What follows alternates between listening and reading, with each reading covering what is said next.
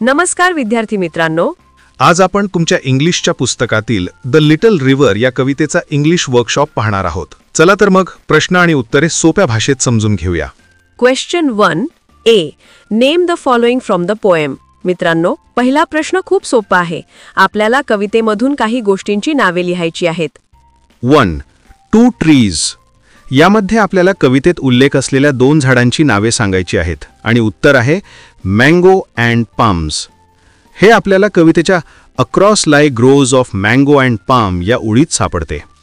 2 animals. आता आपल्याला कवितेत आलेल्या 2 प्राण्यांची नावे लिहायची आहेत. उत्तर आहे काउज अँड जॅकल्स. कवितेमध्ये and cows and carts can cross it with ease आणि the jackals howl is heard there at night या ओळींमध्येही नावे आलेली आहेत. 3. 2 सीझन्स. या प्रश्नात आपल्याला कवितेत वर्णन केलेल्या 2 ऋतूंची म्हणजेच सीझन्सची नावे सांगायची आहेत. उत्तर आहे समर अँड रेनी सीझन. कवितेची सुरुवातच in summer the water is only knee deep या ओळीने होते आणि पुढे our village wakens to celebrate the rain असे म्हटले आहे, ज्यावरून आपल्याला पावसाळा म्हणजेच रेनी सीझन समजतो. 4. 2 नॉन इंग्लिश वर्ड्स. आता आपल्याला असे 2 शब्द शोधायचे आहेत जे इंग्रजी नाहीत पण कवितेत वापरले आहेत. ते शब्द आहेत गमछा अँड आहाळ. Splashing with their gamchhas as they wade या ओळीत गमछाज हा शब्द आला आहे आणि in Ashadh clouds gather the waters rise या ओळीमध्ये आषाढ हा एका मराठी महिन्याचं नाव आहे. 5. 2 different timings of the day. शेवटी आपल्याला दिवसाच्या 2 वेगवेगळ्या वेळा सांगायच्या आहेत. उत्तर आहे डस्क अँड डॉन. हे आपल्याला थेट at dusk and dawn once there bath is done या ओळीत सापडते. डस्क म्हणजे संध्याकाळ आणि डॉन म्हणजे पहाट. चला आता पुढच्या उपप्रश्नाकडे वळूया. B. Pick from the poem words that describe sounds. या प्रश्नात आपल्याला कवितेतून असे शब्द शोधायचे आहेत जे आवाज म्हणजेच साऊंड्स दर्शवतात. 1. Babbling sounds. The air is rife with babbling sounds या ओळीत नदीच्या प्रवाहाचा बॅबलिंग म्हणजे खळखळाट असा आवाज वर्णन केला आहे. 2. Chirping of mynas. Chirping mynas through that sight या ओळीत मैना पक्ष्यांचा चर्पिंग म्हणजे किलबिलाट सांगितला आहे. 3. Jackals howl. The jackals howl is heard there at night यामध्ये कोल्ह्याची हाऊल म्हणजे कोल्हेकोई सांगितली आहे. 4. Splashing. Splashing with their gamchhas as they wade या ओळीत मुले पाण्यात स्प्लॅशिंग म्हणजे पाणी उडवत आहेत हे सांगितलं आहे. आता शेवटचा उपप्रश्न पाहूया. C. Pick out words that describe the flow of the river water. यामध्ये आपल्याला नदीच्या पाण्याच्या प्रवाहाचे वर्णन करणारे शब्द शोधायचे आहेत. Strong current. The current grows strong या ओळीतून आपल्याला कळते की नदीचा प्रवाह म्हणजे करंट खूप स्ट्रॉंग म्हणजे जोरदार आहे. In spate. The rivers in spate या वाक्याचा अर्थ आहे की नदीला पूर आला आहे, ती दुथडी भरून वाहत आहे. मडी टॉरेंट. ॲज द मडी टॉरेंट स्वर्ल्स अलॉंग यातून मडी टॉरेंट म्हणजे गढूळ पाण्याचा जोरदार प्रवाह दिसून येतो. मिॲंडर्स. कवितेच्या पहिल्याच ओळीत आवर लिटल रिव्हर इट मिॲंडर्स अलॉंग या मिॲंडर्स या शब्दाचा अर्थ आहे नदी नागमोडी वळणे घेत वाहते. मित्रांनो, तुमच्यासाठी प्रत्येक प्रश्न सोप्या भाषेत समजावून सांगण्याचा आम्ही प्रामाणिक प्रयत्न करत आहोत. आमची ही मेहनत जर तुम्हाला आवडत असेल आणि तुम्हाला याचा फायदा होत असेल तर आम्हाला प्रोत्साहन देण्यासाठी या व्हिडिओला नक्की लाईक करा. हो, आणि तुमच्या मित्रांसोबत शेअर करा जेणेकरून त्यांनाही मदत होईल. अशाच सोप्या भाषेतील शैक्षणिक व्हिडिओसाठी आपल्या चॅनलला सबस्क्राईब करायला विसरू नका. चला आता पुढच्या प्रश्नाकडे जाऊया. आता आपण प्रश्न क्रमांक 2 कडे वळूया. हा प्रश्न फिगर्स ऑफ स्पीच म्हणजे भाषेच्या अलंकारांवर आधारित आहे. खूपच मजेदार प्रश्न आहे. 2. A. Find out 5 lines from the poem that contain the figure of speech alliteration. Underline the initial sound of words repeated in each of the lines. तर मुलांनो, पहिला भाग आहे ॲलिटरेशन बद्दल. ॲलिटरेशन म्हणजे काय? सोप्या भाषेत सांगायचं तर जेव्हा कवितेच्या एखाद्या ओळीत एकाच अक्षराने किंवा ध्वनीने सुरू होणारे 2 किंवा अधिक शब्द येतात तेव्हा ॲलिटरेशन हा अलंकार होतो. यामुळे कवितेला एक लय मिळते. चला आता कवितेतील काही उदाहरणे पाहूया. A. And cows and cards can cross with ease ही पहिली ओळ बघा. यामध्ये काउज, कार्ड्स, कॅन आणि क्रॉस या शब्दांची सुरुवात सी या अक्षराच्या ध्वनीने म्हणजे साऊंडने झाली आहे. त्यामुळे हे ॲलिटरेशनचे उत्तम उदाहरण आहे. 2. No sign of slime, the sands shine bright. आता दुसरी ओळ बघा. यात साइन, स्लाइम, सँड्स आणि शाईन या शब्दांची सुरुवात एसच्या ध्वनीने झाली आहे. ऐकायला छान वाटतंय ना? 3. Girls and boys bathe close to the bank. या तिसऱ्या ओळीत बॉयज, बेद आणि बँक हे शब्द बी या ध्वनीने सुरू झाले आहेत. 4. At dusk and dawn, once their bath is done. चौथी ओळ पहा. डस्क, डॉन आणि डन या शब्दांमध्ये डी या ध्वनीची पुनरावृत्ती झालेली दिसते. 5. They dip wash cloths to trap small fish. आणि शेवटच्या उदाहरणात दे, टू आणि ट्रॅप या शब्दांमध्ये टी या ध्वनीची पुनरावृत्ती झालेली दिसते.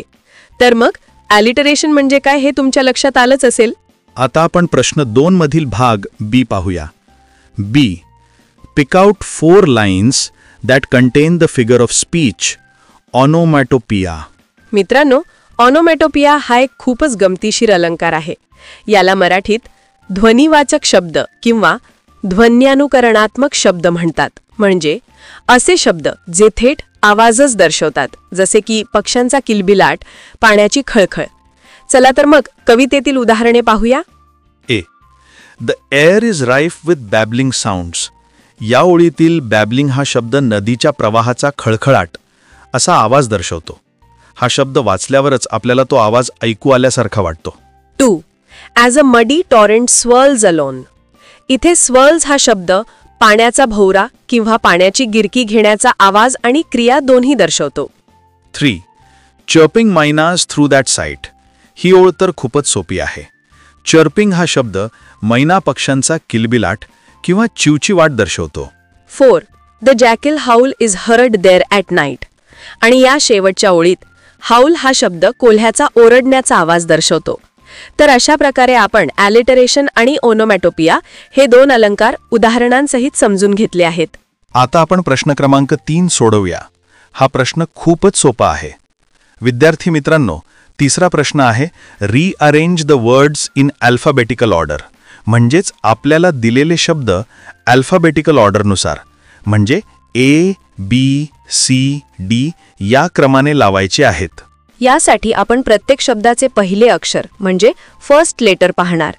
जर पहिले अक्षर सारखे असेल तर आपण दुसरे अक्षर पाहणार, दुसरेही सारखे असेल तर तिसरे, आणि याप्रमाणे आपण क्रम लावू.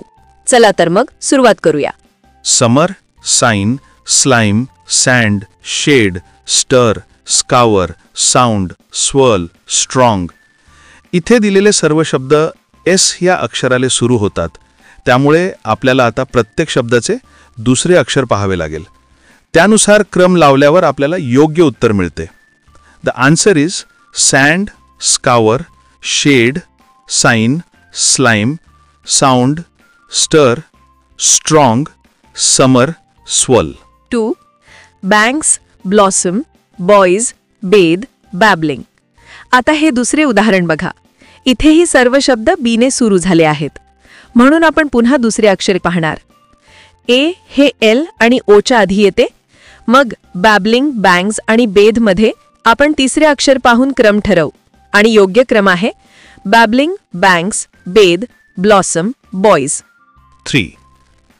These, though, to, throng, there, they, trap, torrent. आता हे शेवटचं उदाहरण थोडे मोठे आहे. इथे बहुतेक शब्द टी एचने सुरू झाले आहेत, तर काही शब्द टी नंतर दुसऱ्या अक्षराने. आपण आधी टी एच वाले शब्द त्यांच्या तिसऱ्या चौथ्या अक्षरांनुसार क्रमाने लावू आणि त्यानंतर उरलेले शब्द लावू. योग्य क्रमाने लावल्यावर उत्तर असे येईल. The answer is there, there, these, they, though, throng, to, torrent, trap. पाहिलत किती सोपा आहे. फक्त शब्दांच्या अक्षरांकडे लक्ष दिलं की हा प्रश्न सहज सुटतो. आता आपण प्रश्न क्रमांक 4 सोडवूया. हा प्रश्न कवितेच्या तुमच्या आकलनावर म्हणजे अंडरस्टँडिंगवर आधारित आहे. Question 4. What aspects from the poem do the following phrases describe. या प्रश्नाचा अर्थ आहे की खाली दिलेले वाक्प्रचार कवितेतील कोणत्या गोष्टींचे वर्णन करतात ते आपल्याला ओळखायचे आहे. चला एक एक करून पाहूया. ए. देअर कूल शेड म्हणजे त्यांची थंडगार सावली. कवितेत across like groves of mango and palm the village priests dwell in their cool shade. या ओळींवरून आपल्याला स्पष्ट होते की त्यांची म्हणजे आंबे आणि ताडाच्या झाडांची म्हणजे मँगो अँड पाम ग्रोव्हज. तर याचं उत्तर आहे the cool shade of the mango and palm groves. B. Only knee deep. Only knee deep म्हणजे फक्त गुडघ्या इतके खोल. हे वर्णन कशाचं आहे? बरोबर, उन्हाळ्यातील नदीच्या पाण्याच्या पातळीचं, वॉटर लेवल. कवितेच्या सुरुवातीलाच in summer the water is only knee deep असे म्हटले आहे. त्यामुळे उत्तर आहे the water in the river which is only knee deep during summer. C. Not too steep. Not too steep म्हणजे खूप जास्त उंच किंवा तीव्र उताराचे नाही. हे वर्णन नदीच्या किनाऱ्यांचं आहे. For the banks though high are not too steep. या ओळींवरून आपल्याला हे समजते किनारे उंच असले तरी जास्त तीव्र उताराचे नाहीत, म्हणूनच गायी आणि गाड्या सहज पलीकडे जाऊ शकतात. याचं उत्तर आहे the banks of the river are not very steep. D. Homework on the river bank. Homework on the river bank म्हणजे नदी किनारी होणारे घरगुती काम. कवितेत to their household tasks the wives return having used river sand to scour each dish. या ओळींवरून आपल्याला समजते की गावातील स्त्रिया नदीच्या वाळूने भांडी घासण्याचे घरगुती काम नदी किनारी करतात, म्हणून याचं उत्तर आहे household work of wives. E. In spate हा एक वाक्प्रचार आहे ज्याचा अर्थ आहे दुथडी भरून वाहणे किंवा पूर येणे. कवितेत द रिव्हर्स इन स्पेट ही ओळ पावसाळ्यातील नदीचे वर्णन करते जेव्हा नदीला पूर येतो. तर याचं उत्तर आहे रिव्हर्स फ्लड. छान. मला खात्री आहे की तुम्हाला सर्व वाक्प्रचारांचे अर्थ आणि त्यांचे कवितेतील संदर्भ व्यवस्थित समजले असतील. आता आपण प्रश्न क्रमांक 5 कडे वळूया. Question 5. The poem describes two different pictures of the river in summer and in rainy season. Write down 4 points of contrast in the changing scene of the river. या प्रश्नात आपल्याला कवीने वर्णन केलेल्या नदीच्या 2 वेगवेगळ्या रूपांची तुलना करायची आहे. एक आहे उन्हाळ्यातील म्हणजे इन समर आणि दुसरा आहे पावसाळ्यातील म्हणजे इन मॉन्सून. आपल्याला या दोन्ही ऋतूंमधील नदीच्या दृश्यातील 4 मुख्य फरक म्हणजे पॉइंट्स ऑफ कॉन्ट्रास्ट लिहायचे आहेत. चला तर मग एक एक करून हे फरक समजून घेऊया. पहिला मुद्दा म्हणजे पॉइंट 1. इन समर नदी कशी असते? ती एक little river, water only knee deep असते. म्हणजे उन्हाळ्यात नदी लहान असते आणि पाणी फक्त गुडघ्या इतकंच असतं, त्यामुळे ती सहज पार करता येते. इन मॉन्सून याउलट पावसाळ्यात तीच नदी फ्लडेड रिव्हर बनते. म्हणजे पावसाळ्यात त्याच नदीला पूर येतो आणि ती विशाल रौद्र रूप धारण करते. दुसरा मुद्दा म्हणजे पॉइंट 2. इन समर नदी मियांडर्स अलॉंग. याचा अर्थ आहे की नदी शांतपणे नागमोडी वळणे घेत अगदी आरामात वाहत असते. पण पावसाळ्यात म्हणजे मॉन्सूनमध्ये द करंट ग्रोज स्ट्रॉंग. पावसाळ्यात पाण्याचा प्रवाह म्हणजेच करंट खूप जोरदार आणि वेगवान बनतो. तिसरा मुद्दा म्हणजे पॉइंट 3. इन समर नदीचे किनारे म्हणजे बँक्स नॉट सो स्टीप असतात. उन्हाळ्यात नदीचे किनारे जास्त तीव्र उताराचे नसतात, त्यामुळे ते ओलांडणं सोपं असतं. इन मॉन्सून याउलट the water rises torrent swirls along. पावसाळ्यात पाण्याची पातळी खूप वाढते आणि पाण्याचा गढूळ लोंढा म्हणजे टॉरेंट वेगाने गिरक्या घेत वाहू लागतो. आणि शेवटचा चौथा मुद्दा म्हणजे पॉइंट 4. इन समर उन्हाळ्यात नदी is clear with no slime and the sands shine bright. नदीचे पाणी एकदम स्वच्छ असतं, त्यात शेवारग असतं आणि तिची वाळू तेजस्वीपणे चमकते. इन मॉन्सून याच्या अगदी विरुद्ध पावसाळ्यात द रिव्हर बिकम्स अ मडी टॉरेंट. पावसाळ्यात मात्र नदीचे पाणी गढूळ होते आणि ती चिखलमय पाण्याच्या जोरदार प्रवाहात बदलते. तर मुलांनो, पाहिलात कवी रवींद्रनाथ टागोर यांनी किती सुंदरपणे एकाच नदीचे उन्हाळा आणि पावसाळ्यात ही 2 वेगवेगळी रूपे आपल्यासमोर मांडली आहेत. आता आपण वळूया प्रश्न क्रमांक 6 कडे. हा प्रश्न म्हणजे एक मजेदार कोडे आहे. तुम्हाला ओळखायचे आहे की मी कोण आहे. तयार आहात? Question 6. Guess who am I.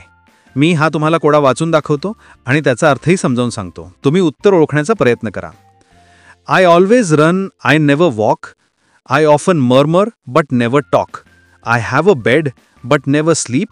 I have a mouth but hardly eat. I love to fall but can't climb up. Guess who am I, please don't give up. तर काय वाटतं तुम्हाला, काय असेल याचे उत्तर? अगदी बरोबर, उत्तर आहे रिव्हर. Answer is river. नदी नेहमी वाहते म्हणजे धावते. तिच्या प्रवाहाचा खळखळाट म्हणजे गुणगुणण्याचा आवाज येतो.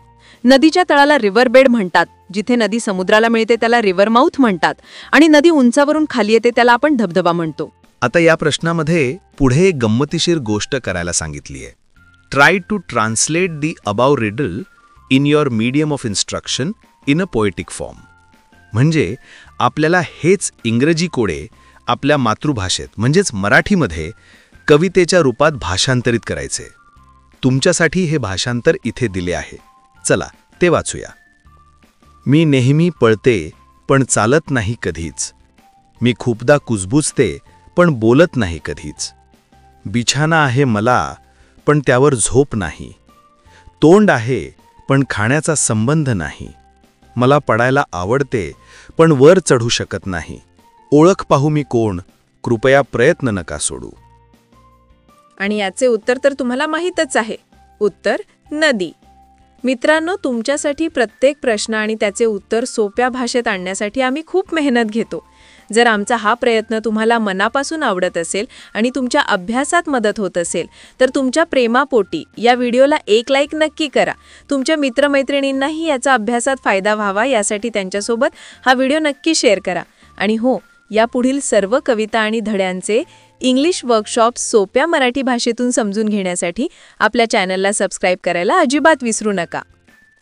आता आपण या इंग्लिश वर्कशॉपमधील शेवटच्या म्हणजेच प्रश्न क्रमांक 7 कडे जाऊया. हा प्रश्न तुमच्या कल्पनाशक्तीला आणि लेखन कौशल्याला म्हणजेच रायटिंग स्किल्सला चालना देणार आहे. Question 7. Imagine you are at a riverside class picnic and slipped and fell into the river while playing games. Write in about 12 to 15 lines how your classmates saved you. मुलांनो, प्रश्न नीट समजून घ्या. तुम्हाला कल्पना करायची आहे की तुम्ही तुमच्या वर्गाच्या सहलीसोबत नदी किनारी गेला आहात. तिथे खेळता खेळता अचानक तुमचा पाय घसरला आणि तुम्ही नदीत पडलात. अशा वेळी तुमच्या वर्गमित्रांनी तुम्हाला कसे वाचवले याचे वर्णन तुम्हाला तुमच्या शब्दांत करायचे आहे. हा एक खूप छान विषय आहे. चला आपण याचे एक नमुना उत्तर म्हणजे सॅम्पल आन्सर पाहूया, जे तुम्हाला लिहिण्यासाठी मदत करेल. आता मी हे उत्तर वाचतो आणि त्याचा अर्थही समजावून सांगतो. लक्ष द्या. Our class went for a picnic by the riverside and we were all enjoying a lot. While playing a game of catch near the bank, I suddenly slipped and fell into the river. I did not know how to swim, so I panicked and started shouting for help. At once, my two friends, Rohan and Sameer, saw me in trouble. Without wasting a second, they bravely jumped into the water. They were good swimmers and quickly reached me. They held my hand tightly and pulled me safely to the river bank. I will never forget how my classmates became my heroes and saved my life that day. पाहिलत मुलांनो, किती सोप्या आणि सरळ शब्दात आपण ही संपूर्ण घटना मांडू शकतो. हे फक्त एक उदाहरण आहे. तुम्ही तुमच्या कल्पनेनुसार यात आणखी मित्रांची नावे, वेगळ्या घटना किंवा तुमच्या भावना अधिक विस्ताराने लिहू शकता.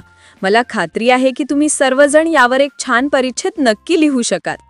तर विद्यार्थी मित्रांनो, अशा प्रकारे आपण द लिटल रिव्हर या कवितेवरील संपूर्ण इंग्लिश वर्कशॉप यशस्वीपणे पूर्ण केला आहे. मला आशा आहे की तुम्हाला सर्व प्रश्न आणि त्यांची उत्तरे व्यवस्थित समजली असतील. जर तुम्हाला आजचा हा इंग्लिश वर्कशॉप शिकायला मजा आली असेल आणि सर्व काही नीट समजले असेल तर या व्हिडिओला नक्की लाईक करा. तुमच्या मित्रमैत्रिणींनाही याचा अभ्यासात फायदा व्हावा यासाठी त्यांच्यासोबत हा व्हिडिओ नक्की शेअर करा. आणि हो, यापुढील सर्व कविता आणि धड्यांचे इंग्लिश वर्कशॉप सोप्या मराठी भाषेतून समजून घेण्यासाठी आपल्या चॅनलला सबस्क्राईब करायला अजिबात विसरू नका. पुन्हा भेटूया एका नवीन व्हिडिओसोबत. तोपर्यंत काळजी घ्या आणि अभ्यास करत राहा. धन्यवाद. व्हिडिओ आवडला असेल तर लाईक या बटनावर क्लिक करा, चॅनलला सबस्क्राईब करा आणि तुमच्या मित्रमैत्रिणीला हा व्हिडिओ शेअर करा. कॉमेंट बॉक्समध्ये तुमचे नाव व गावाचे नाव कॉमेंट करा.